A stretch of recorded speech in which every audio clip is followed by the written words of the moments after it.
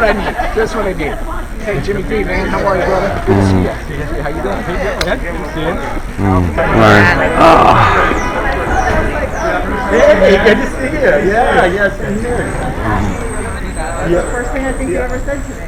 Hi, Mr. Spiva, Peter Summer. Hey. Yeah, good to see you. I want to acknowledge Brian Schwalb,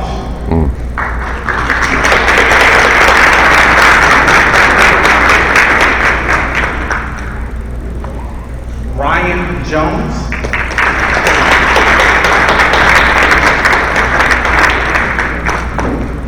Kenyan McDuffie, who's the current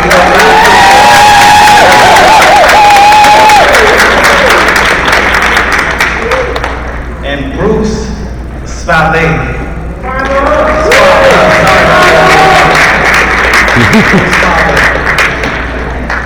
So thank you all for joining us here in Ward 7. We're extremely excited to hear from you guys and hear what your priorities are if elected. So additionally, by now, everyone should have seen a yellow door hanger in their seats. And I strongly encourage you guys to click on the QR code, and we humbly ask if you can make a donation to the Ward 7 Democrats organization. To have events like this, everyone knows it takes money, but we want to continue to provide quality service for all of our members. Furthermore, I would like to take a moment to recognize and thank all of our sponsors. So I want to start off with John Capozzi, who provided the light refreshments, the breakfast. So John.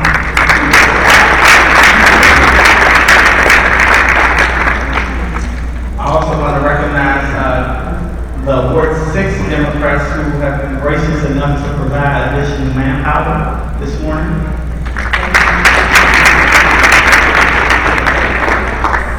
What I'm good at, what I've been doing for the last 30 years, day in and day out, what I'm passionate about, and I want to put it to use for a city I love, a city that is my home. And for my fellow residents, my neighbors, I want to take what I'm good at as your next Attorney General and fight for the city I love and for the people who live here. I'm running for Attorney General to make sure that the law works for all of us. And I hope I'm going to earn your confidence and ultimately your vote. Thank you.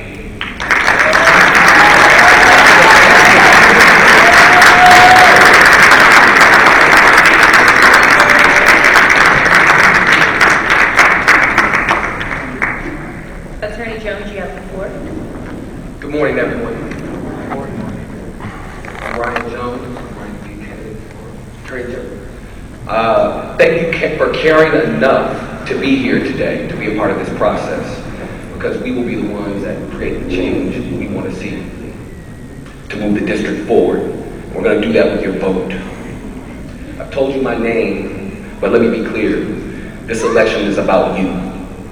I'm running for you, our communities, and the safer, more equal future that every district resident requires to enjoy a better quality of life. I didn't get in this race to tell the city about what I've done and my resume, but I decided to run because I know it was necessary to be done. I've been perfecting the skill set in courtrooms over the last decade, on the front lines fighting important battles where decisions guide the lives that we live. I've been advocating zealously for residents just like you. I know it's important that we create precedent that puts in place rules that protect us. I'm telling you I have the desire, the backbone, the moral compass necessary to create the change that society needs from this office. I'm focused on designing an ecosystem that uplifts and enables people with certainty. Each district resident in every point of the city has the ability to enjoy the prosperity happening across the city. I know these are critical times and they're too crucial to sit back and do nothing. Disparities and schisms are growing deeper. And right now is the time to get it right. So I'm running to be an Attorney General who will always be accessible and responsive to you. I'll use a hands-on approach to problem solving and implement new solutions and strategies to cure old problems. I will focus on prevention and intervention to stand down crime.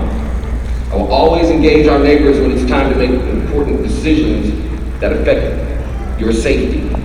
And I'll do this by leveraging every resource available to protect you, our families, and our children. Again, I'm Ryan Jones, and I'm running to be Attorney General for the District of Columbia. Thank you for your time.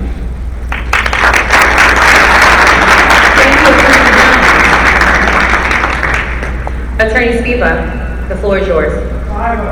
Excuse me, Spiva, the floor is yours. No worries, thank you very much. Good morning, everyone. Good morning, Ward 7 Democrats. Thank you for hosting this forum. My name is Bruce Spiva, and for nearly 30 years, the District of Columbia has been my home. My wife Anna and I raised our 2 sons here.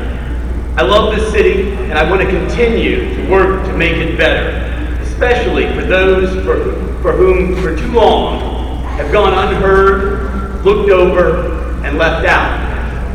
I have never forgotten that I stand on the shoulders of others, most prominently my mother and my late father, who both grew up in the Jim Crow era South and were the first in their families to go on and get a higher education.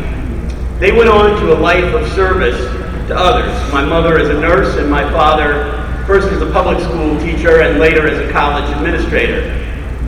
My dad graduated from an HBCU in 1954, the year that the Brown versus Board decision came down. And he believed strongly in the power of the law to change our lives for the better, particularly black folks. And he inspired me to pursue a career in the law. He instilled in me a sense of duty and courage to fight for change. That's why I have spent the last nearly 30 years fighting for everyday people. As a civil rights lawyer, I've taken on tough fights and I've delivered for the folks that I represented. I took on slumlords and the district government itself to fight housing discrimination against Black, Latino, and Asian residents of Columbia Heights who have been pushed out of their homes to make way for luxury condominiums. They spend the night on city buses with their children looking for a place to stay. We forced the district to pay thousands of dollars in damages to those residents. I took on the MPD on behalf of a Howard University freshman and sexual assault victim whose case was badly mishandled by the police. Her mother, in a moment that I remember to this day, reminded me that when we feel powerless, sometimes just knowing there's someone in your corner makes all the difference. As a result of our case, the council passed the Sexual Assault Victims' Rights Act of 2014, which added critical protection for sexual assault survivors. I represented veterans of the civil rights movement in support of the Black Lives Matter protesters in Lafayette Square Park after they were tear-gassed by a president in search of a photo op. I have fought for DC statehood in and out of the courtroom, and in 2021, I argued in the United States Supreme Court to fight against Republican efforts to suppress minority votes. I am running for Attorney General because I want to be your lawyer. I am ready and prepared to stand up to the powerful. I'm ready to take on these fights because in my 30 years of legal practice, I've taken them on before, and I've won. I look forward to hearing and answering your questions. Thank you so much. And I'm running for Attorney General to make sure we continue to do so and pass dynamic legislation, work with the council, work with the mayor, build coalitions that are necessary to deliver results. Justice, opportunity, and equity should not be elusive for anybody in the District of Columbia. And I'm running to make sure that fairness, justice, equity, and opportunity reaches every resident in our city and every project in our city. Thank you.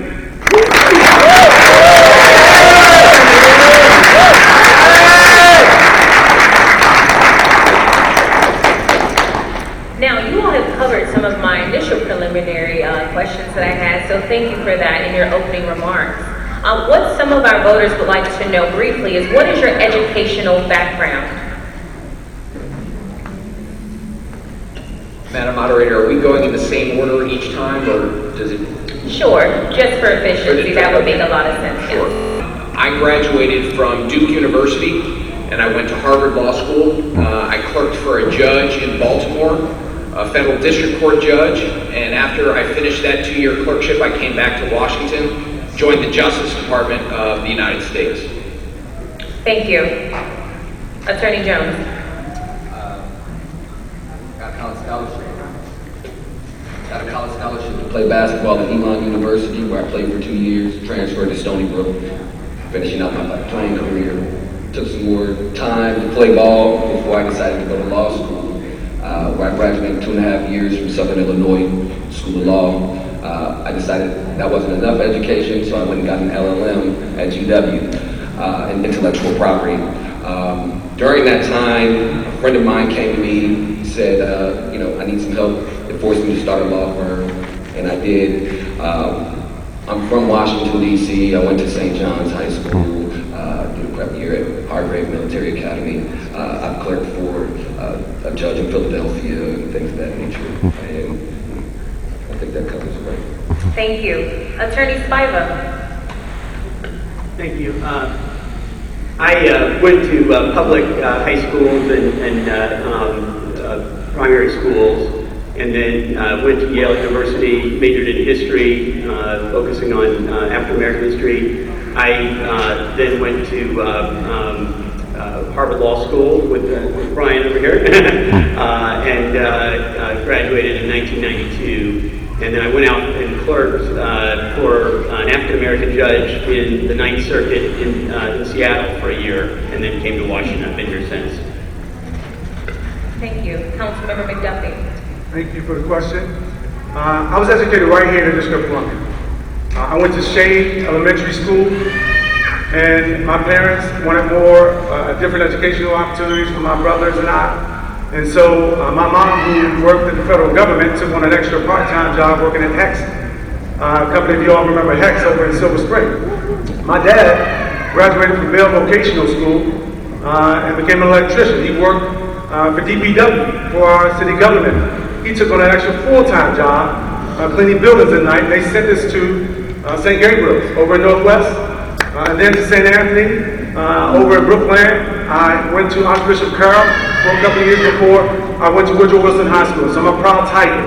But when I graduated from Woodrow Wilson High School, I didn't really see an opportunity or pathway to college, and so I worked myself, selling ice cream at the zoo before I got that job I told you about at the Postal Service. I worked after graduating from Howard University. I started off at UDC, mind you. Had a few unsuccessful stints at UDC, but then the third time was a charm. After I saved up enough money working at the Postal Service, I went back to UDC, transferred over to Howard University, and graduated in the top 5% of my class with a degree in political science and community development.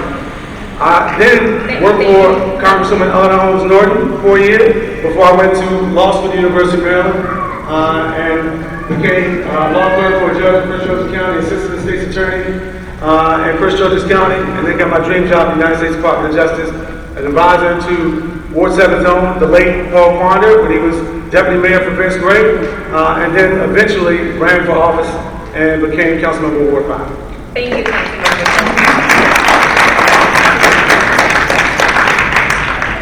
I will place my next question with one from the audience, which quite frankly seems a little bit more well-written than the one I was about to ask. The job of the Attorney General requires strong courtroom skills. Can you talk about your tactical courtroom experience? We're talking about there's a new basis of physical violence happening right now. You have to understand where the violence is coming from. PPP fraud has led to gun violence in ways that are pouring out in the streets, in metro centers, in front of restaurants. You have to know that what's going on the side. So you have to look at trying to get people actual money in their hands. The war on drugs has failed.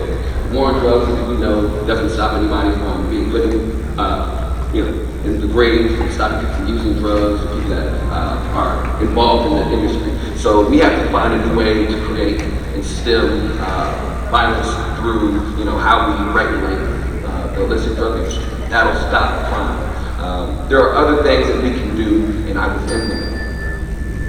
Thank you. Next question.